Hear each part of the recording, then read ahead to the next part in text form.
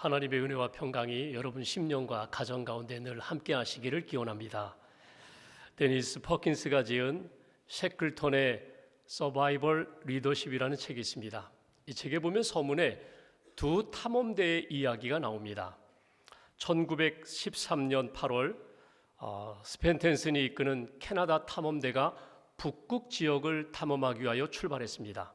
그리고 그 이듬해 1914년 12월 셰클턴이 이끄는 영국 탐험대가 남극 지역을 탐험하기 위하여 출발을 했습니다. 거의 비슷한 시기에 1년 차이로 한 팀은 북극을 탐험하고 한 팀은 남극을 탐험하기 위하여 출발했습니다. 그런데 공교롭게도 두 팀 모두가 단단한 빙벽에 둘러싸여서 어려움에 처하게 되었습니다. 이제는 사느냐 죽느냐 생존에 아주 처절한 사투를 벌이는 그런 상황이 되었습니다. 시간이 흘러갑니다. 몇 개월의 시간이 흘러가면서 결과는 상이하게 나타나게 됩니다. 북극을 탐험했던 그 탐험대는 수개월 동안 점점 사람들이 변하기 시작합니다. 이기적인 모습으로 변화되어서 서로 거짓말을 하고 서로 속이고 도둑질하는 일들이 일상화되었습니다. 이렇게 되자 팀은 붕괴됩니다. 그리고 마침내 11명의 승무원 모두 전체가 북극의 황무지에서 죽음을 당하는 것으로 결론 짓습니다. 반면에 남쪽에 있는 탐험대, 그들이 타고 간 배 이름이 인듀어런스입니다. 인내, 견디는 것. 그 배를 타고 남극을 탐험하다가 역시 어려움을 겪게 됩니다. 식량이 떨어지고 추위 때문에 목숨을 걸고 그 추위와 싸우는 긴 시간을 보내게 됩니다. 그런데 이들은 좀 달랐습니다. 팀워크가 살아났고 희생정신이 식지 않았고 서로에 대한 격려와 위로가 계속 살아 있었다는 것입니다. 무려 며칠 동안 살았는가 하면 그들이 637일을 견뎠습니다. 27명 대원 전체가 한 명도 죽지 않고 모두가 살아나는 기적과 같은 일, 그래서 안전하게 귀환했다는 것입니다. 이 두 팀의 차이는 어디에 있을까? 이 책에서는 리더십의 차이였다고, 셰클턴이 이끌었던 그 탐험대, 그 리더십이 결국 모두를 살렸다고, 한 사람의 리더뿐만 아니라 그 리더십과 함께 모든 팀원들 27명이 함께 했기 때문에, 같은 마음을 가졌기 때문에 그 어려운 상황에서도 그들이 생존할 수 있었다고 그 책은 기록합니다. 그러면서 이 셰클턴이 보여줬던 그 리더십과 그 리더십을 중심으로 했던 모든 팀원들의 그 팀워크가 이렇게 살아나려면, 그래서 어려운 고난과 위기를 잘 극복하려면 그 리더십에 어떤 특징이 있어야 되는가, 몇 가지로 쭉 기록하고 있습니다. 그 중에 한 5가지만 소개하면 이런 것입니다. 궁극적인 목적과 목표를 잃어버리지 말라는 것입니다. 우리가 무엇을 위하여 지금 하고 있는가, 무엇을 위하여 가고 있는가, 그 목적과 목표를 잊지 않도록 해야 된다. 두 번째, 지도자가 먼저 행동으로 솔선수범해야 한다는 것입니다. 지도자가 먼저 희생해야 되고 지도자가 먼저 어려운 일을 감수하는 행동에 있어서 솔선수범이 나타나야 된다. 세 번째, 우리는 하나다. 살아도 같이 사는 것이고 죽어도 우리는 같이 죽는 것이다. 이 하나됨에 대한 메시지가 계속해서 팀 안에서 살아 있어야 된다. 네 번째, 서로 다른 것, 달라요. 이 이질감은 최소화하고 서로에 대한 예의를 지키고 존중해야 된다. 그리고 한 가지 더 하면 5번째, 갈등은 계속 일어나게 되어 있습니다. 하나의 갈등이 해결되면 또 다른 갈등이 일어나게 되는데, 갈등은 최소화시키고 하나씩 극복하면서 불필요한 겨루기를 피해야 된다. 경쟁을 피해야 된다. 시기질투, 경쟁을 피하면 이 리더십을 중심으로 팀이 하나가 될 때에 아주 어려운 극단적인 상황에서도 그들이 견디고 살아날 수 있다는 이야기입니다. 시대마다 사람들마다 만난 위기가 있습니다. 그리고 그 시대 그 사람들마다 그 위기를 견딜 수 있는 방법들을 찾습니다. 길을 찾아갑니다. 여러분, 이 시대에 우리가 살아가면서 여러분이 지금 겪고 있는 위기는 무엇입니까? 여러분은 그 위기 속에서 지금 무엇을 하고 계십니까? 오늘 성경에는 276명이 탄 알렉산드리아라는 큰 배에 풍랑이 찾아왔습니다. 유라굴로라는 광풍이 찾아와서 모두가 위태한 상황이 되었습니다. 그 상황 가운데 오늘 사도 바울의 리더십이 빛을 발하는 모습이 오늘 본문의 내용입니다. 상황은 지금 바울이 죄수로 로마에 호송되고 있는 상황입니다. 가이사 앞에, 로마 황제 앞에 재판을 받으러 가고 있는 그 상황, 배를 탔습니다. 그 배 안에는 선장, 선주, 선원, 백부장, 로마 군인, 죄수들, 이렇게 많은 사람들이 타고 있는 아주 큰 배입니다.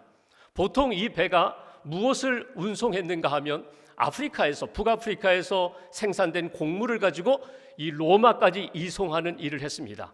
그 큰 배에 오늘 사람들이 가득 차 있는데 광풍이 몰려와서 죽게 되었다. 이제는 소망이 없다. 그때 바울이 담대하게 외칩니다. 여러분 걱정하지 마십시오. 어젯밤에 하나님의 사자가 저에게 말씀하셨습니다. 안심하라고, 두려워하지 말라고.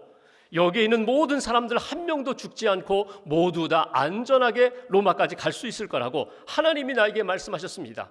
저는 그 하나님을 믿고 하나님의 말씀을 믿습니다. 이제 여러분 안심하십시오.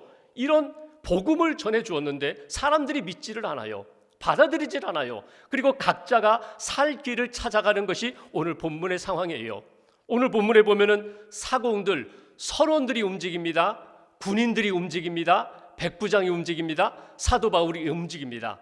각자 자기가 살 길을 찾아 움직이는 사람들의 다양한 모습을 통하여서 말씀의 거울로 우리 자신을 한번 비춰봅니다. 내가 만난 위기 가운데 나는 어떤 길을 걷고 있는가? 나는 어떤 방법을 찾고 있는가? 나는 믿음의 사람답게 하나님이 기뻐하시는 방법을 찾아서 지금도 그 길을 걷고 있는가? 말씀을 통하여 우리 자신을 돌아보고 하나님이 우리 각자에게 주시는 하나님의 음성을 들을 수 있기를 주님의 이름으로 기원합니다. 먼저 27장 27절 말씀을 봉독하겠습니다. 27장 27절 제가 봉독합니다.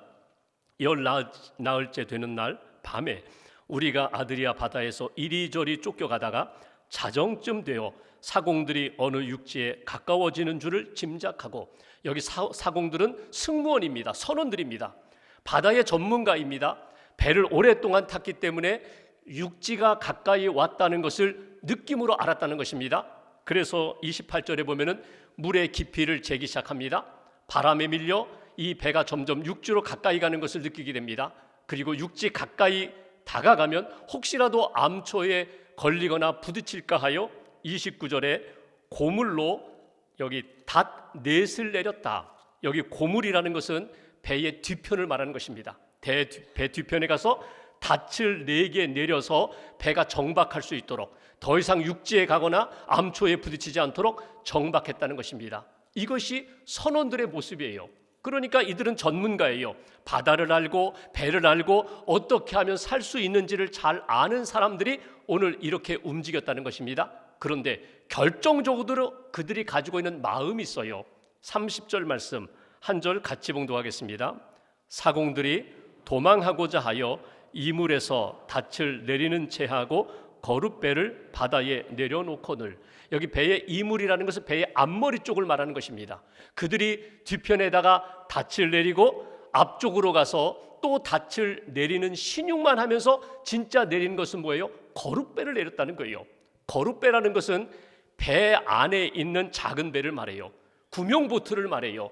오늘 선원들이 몰래, 여기 군인들, 다른 죄수들, 다른 사람들 몰래 거룻배를 내렸다는 것은 우리끼리 이 배에서 탈출하자는 거예요. 도망가자는 거예요.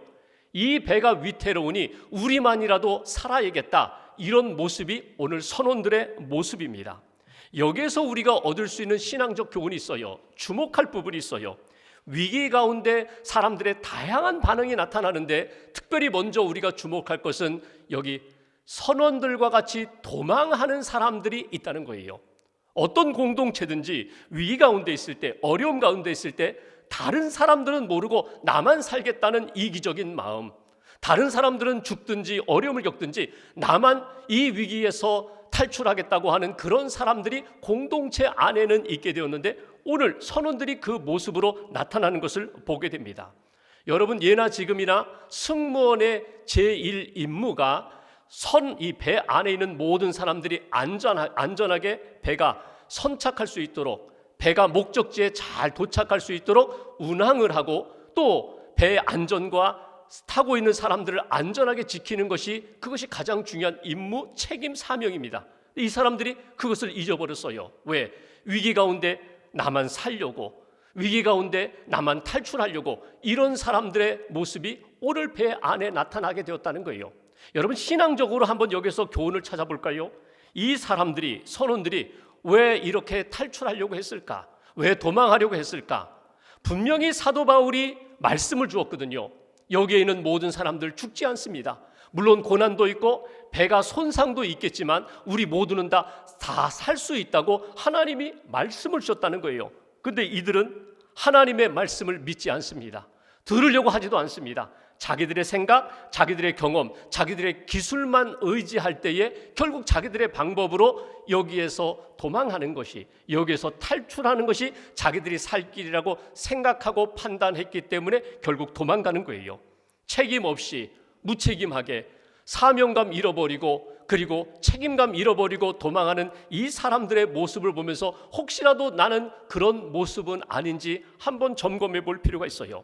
사도 바울이 이미 말했습니다. 하나님을 믿습니다. 그의 말씀을 믿습니다. 우리의 구원하심을 믿습니다. 나는 하나님의 말씀을 믿고 그 말씀을 따라 하나님이 뜻하시는 대로 나는 움직일 것입니다. 이런 믿음의 사람이 있는가 하면, 말씀이 들렸음에도 불구하고 말씀을 외면하고 여전히 내 생각, 내 경험, 내 지식을 의지하여 움직이려고 하는 그런 선원들의 모습도 나타나게 된다는 거예요. 여러분, 이 상황 가운데 지금 사도 바울이 발견했어요.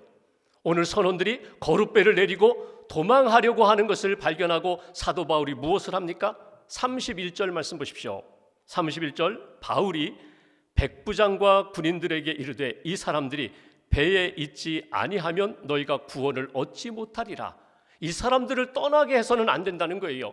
이 사람들을 붙들어야 한다는 거예요. 그래야 우리 모두가 다 구원함을 얻게 된다는 그런 이야기를 합니다. 하나님의 구원이 약속되었지만 오늘 이 선원들의 기술과 경험이 필요하다는 거예요. 이 사람들이 우리와 하나가 되어야 한다는 거예요. 더 넓은 신앙적인 의미로 본다면 배를 떠나서 도망하여 사는 것이 아니라 여기에서 하나님의 말씀대로 믿음으로 기다릴 때 우리 모두가 다 산다고 하나님이 약속하셨기 때문에 저들도 살리기 위하여 떠나보내는 것이 아니라 함께 해야 합니다. 그렇게 사도 바울이 백부장에게, 군인들에게 요청하는 것을 보게 됩니다. 그리고 바울이 무엇을 했을까요? 떠나는 선원들을 붙잡아요. 그리고 그들을 먹이기 시작합니다. 34절 말씀 보십시오. 음식 먹기를 권하노니 이것이 너희의 구원을 위하는 것이요 너희 중 머리카락 하나도 잃을 자가 없으리라. 바울이 배 안에 있는 모든 사람들을 먹이는 것, 먹으라는 거예요. 그동안 표류하면서 먹지 못해서 기진맥진 지쳤는데 음식을 먹으라는 거예요. 선원들도 먹이고 군인들도 먹이고 죄수들도 먹이고 함께하는 모든 사람들을 음식 함께 먹으면서 기력을 회복하는, 힘을 얻는 시간을 갖게 되는 것을 보게 됩니다. 여기 단지 음식만 먹이는 것이 아닙니다. 그들 가운데 잃어버렸던 희망, 소망도 다시금 불어넣어주고요, 지쳤던 마음, 상한 심령을 위로하면서 하나님이 우리와 함께 하신다는 구원의 메시지, 소망의 메시지를 계속 전달하는 그런 모습을 보게 됩니다. 너희 중 머리카락 하나도 잃을 자가 없으리라. 여기 있는 모든 사람들 한 사람도 잃는 것이 하나님의 뜻이 아니라 모두 하나님이 구원하십니다. 이렇게 소망의 메시지를 주면서 힘을 북돋아주는, 살리는 사도 바울의 모습을 우리는 만나게 됩니다. 위기를 만날 때 우리는 선원들처럼 배를 버리고 도망하는 그런 마음을 꿈꾸고 있는가? 아니면 사도 바울처럼 연약한 이들, 상심한 이들, 그들을 도우면서 일으키면서 살리는 마음을 가지고 살고 있는가? 여러분, 지금 상황이 어떻습니까?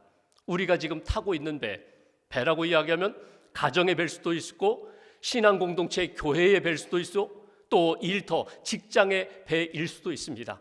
지금 여러 가지 어려운 상황 가운데 있을 때 나는 이 배를 버리고 도망하려는 선원들과 같은 모습인가? 여러분, 도망간다고 진정한 자유와 생명을 얻을 수 있을까요? 내게 지금 이 배 안에서 맡겨주신 사명이 있고 책임이 있는데, 내가 감당해야 할 일들이 있는데 이 일을 감당하면서 하나님이 그 다음에 이루어 가실 구원의 역사를 믿음으로 기대하고 하나님을 바라보는 믿음의 사람이 되어야 하지 않을까? 여러분 흔들리고 연약할 때마다 우리가 집중해야 할 것이 있어요. 이미 내게 주신 말씀, 내가 지금도 고백하고 있는 믿음의 고백, 하나님이 나와 함께 하신다는 그 분명한 신앙 고백이 다시금 우리 안에서 살아날 때에 위기가 있고 위험이 있고 고난이 있다 할지라도 이 모든 것 가운데 구원하시는 하나님의 놀라운 역사를 우리가 함께 경험할 수 있게 된다는 것입니다. 떠나 도망가는 인생이 아니라 오늘 사도 바울처럼 연약한 이들을 다시금 세워주는, 살리는 하나님의 사람들, 그것이 오늘 하나님이 우리에게 기대하는 믿음의 모습이라는 거예요. 두 번째, 또다시 위기가 찾아옵니다. 배가 점점 육지로 이렇게 가까이 가는 가운데 41절 말씀 보실까요? 41절, 닻을 끊어 바다에 버리는, 제가 41절 보겠습니다. 두 물이 합하여 흐르는 곳을 만나 배를 걸매 이 물은 부딪혀 배의 앞머리는 부딪혀 움직일 수 없이 붙고 고물은 배의 뒤편은 큰 물결에 깨어져 갔다. 배가 점점 균열이 생겨서 깨어져서 물이 들어오기 시작합니다. 위기가 또 일어납니다. 배가 이제 파손될 상황이에요. 그러자 군인들이 어떻게 움직이는가? 42절 말씀 보십시오. 42절 함께 봉독합니다. 군인들은 죄수가 헤엄쳐서 도망할까 하여 그들을 죽이는 것이 좋다 하였으나, 군인들이 즉각 이렇게 대답합니다. 저들이 헤엄쳐 도망가 살 바에야 저들을 여기서 다 죽이는 것이 좋겠습니다. 이렇게 제안하는 거예요. 여러분, 여기서 다른 사람이 살든 죽든 내 책임을 모면하겠다, 다른 사람은 죽더라도 나만 살겠다고 하는 군인들의 생각을 우리는 발견하게 됩니다. 당시 로마법으로 이야기하면요, 이렇게 죄수를 호송하는 그런 군인들이 죄수가 도망가거나 혹은 도망가다 죽은 시신을 찾지 못하면 그 책임을 이 군인들이 다 져야 하거든요. 죽어요. 그러니까 오늘 이 책임을 모면하기 위해서 저들을 아예 처음부터 죽이자는 그런 끔찍한 제안을 하는 것을 우리가 본문에서 보게 됩니다. 여기서 우리가 위기 가운데 처한 사람들의 다양한 사람 모습이 나타나는데 그중에 주목할 두 번째 모습이 있습니다. 죽이려는 사람들이 등장해요. 오늘 군인들처럼 내가 살기 위하여 저들을 죽여야 된다, 내 책임을 모면하기 위하여 저들을 없애고 내 책임을 모면하겠다고 하는 그런 사람들, 죄수들을 죽여서라도 우리는 살아야겠다고 하는 끔찍한 생각을 하는 사람들이 오늘 등장하는 것을 보게 됩니다. 여기 보시면 배 안에 백부장이 타고 있어요. 백부장이 탔다는 것은 그 밑에 100명의 부하들이 탔다는 거거든요. 276명 가운데 적어도 100여 명이 로마 군인들이에요. 276명 가운데 100명이 군인들이니까 못할 것이 없어요. 죄수가 몇 명인지는 모르지만 얼마든지 그들을 죽일 수 있어요. 이렇게 끔찍한 생각을 하는 죄수들의 모습을 우리는 혹이라도 내 안에 그런 끔찍한 생각을 하고 있지 않은지, 내가 살기 위하여 저는 죽어도 돼, 내가 살기 위하여 저는 희생당해도 돼, 이런 끔찍한 생각을 내가 갖고 있지는 않은지. 우리가 사도행전을 이미 읽어서 아는 것처럼 사도행전 16장에 바울과 실라가 빌립보 감옥에 갇혀 있다가 기도하는 가운데 지진이 났어요. 착고가 풀렸어요. 옥문이 열려졌어요. 그랬더니 간수가 이 죄수들이 도망한 줄 알고 자결하려고 하는 모습이 나타나요.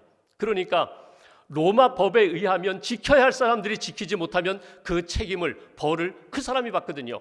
그 벌 받을 바에야 차라리 사람을 죽이고 죄수를 죽이고 가벼운 벌을 받겠다고 하는 것이 오늘 군인들의 모습입니다.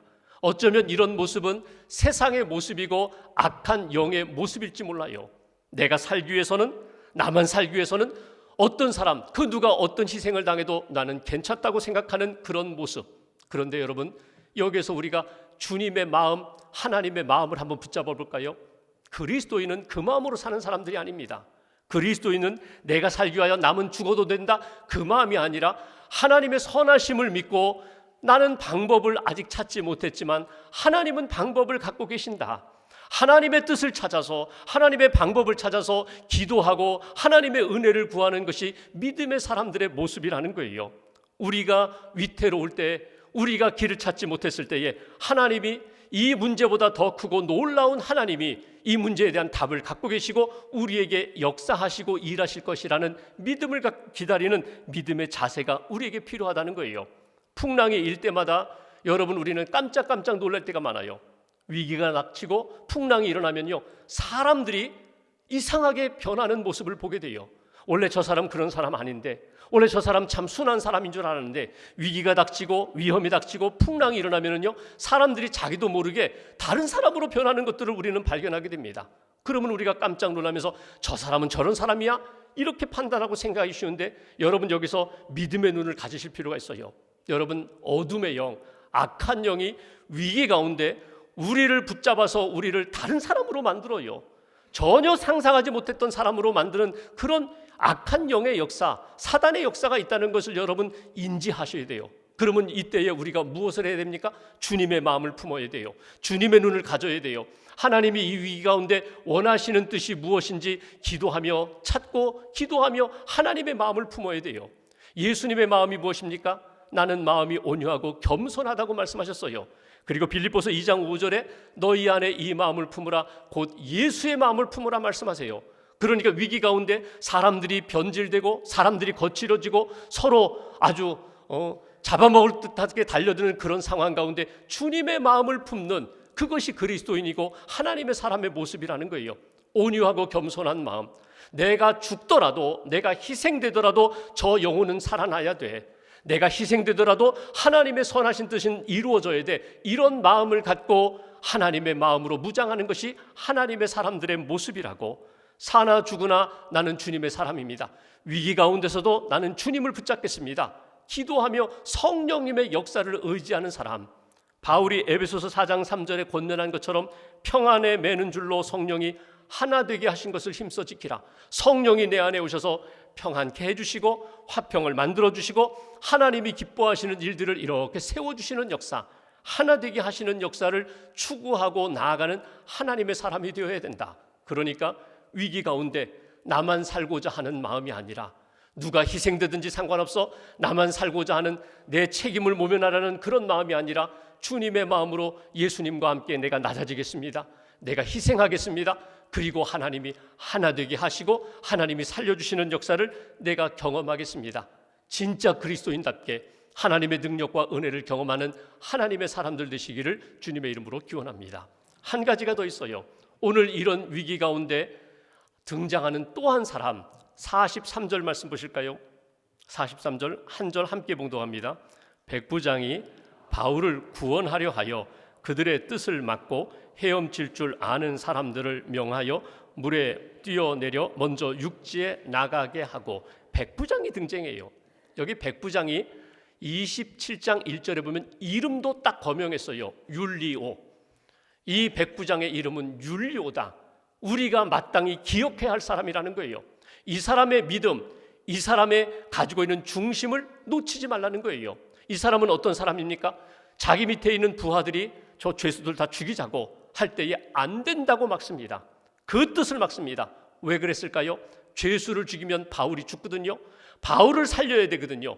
바울을 통하여 그가 주의 음성도 들었어요. 믿음도 갖게 되었어요. 바울이 가지고 있는 그 믿음을 자기도 본받고 싶은 거예요. 그러니까 바울이 죽으면 안 돼요. 바울이 죽으면 안 되니까 죄수들을 죽이는 것을 가로막습니다. 더 넓은 의미로 본다면요, 여러분, 한 사람의 생명을 해치는 것, 그거 하나님이 기뻐하시는 뜻이 아니거든요. 마땅히 믿음의 사람이라면, 사랑의 사람이라면 늘 간직해야 할 부분이거든요. 오늘 이 율리오 백부장이 가로막습니다. 그리고 말하는 거예요. 여기 수영할 줄 아는 사람들은 먼저 물로 뛰어내려서 수영해서 육지로 가십시오. 그리고 44절에 보면 수영할 줄 모르는 사람은 널조각이나 배 물건을 의지하여, 그 몸을 의지하여 육지로 가라고 그렇게 명령을 내려요. 그리고 마지막에 보면은 여기 모든 사람 다 상륙하여 구조되었다고. 누가 구조했다고요? 백부장이? 바울이? 선원이? 군인이? 아닙니다. 하나님이 미리 약속하신 대로, 말씀하신 대로, 계획하신 대로 270명 모두를 다, 한 사람도 죽지 않고 모두가 다 육지에 도착할 수 있도록 하나님이 구조하셨다. 하나님이 구원하셨다. 여기에서 우리가 주목할 사람 세 번째 있습니다. 바로 사도 바울같이, 백부장 율리오와 같이 사람을 살리는 그런 인생, 살리는 사람이 있다는 거예요. 영혼을 살리고 낙심한 사람을 살리고 구원의 길로 인도하는 생명의 역사에 쓰임받는 그런 백부장과 같은, 사도 바울과 같은 믿음의 인생이 있다는 것입니다. 여러분, 우리가 살리고자 마음만 먹으면 정말 내 저 영혼을 살리고자 하는 간절한 마음과 의지가 있다면 하나님이 은혜도 주세요. 능력도 주세요. 조건도 바꿔주세요. 믿음의 사람도 붙여주세요. 정말 내가 살리고자 하는 마음이 있는가? 공동체를 살리고자 하는 마음, 내 이웃, 내 영혼을 살리고자 하는 마음이 있다면 기도하게 되고 주님 매달리게 되고 그 주님의 은혜 가운데 살리는 역사를 만들어 주신다는 거예요. 오늘 사도 바울이 그 276년 전체가 다 하나님의 은혜 가운데 살리라는 말씀을 받았고 살리고자 몸부림쳤던 것을 보게 됩니다. 이미 보았던 것처럼 선원들이 도망하려고 하다가 실패하니까 사도 바울이 무엇을 했어요? 먹였어요. 그들을 먹였어요.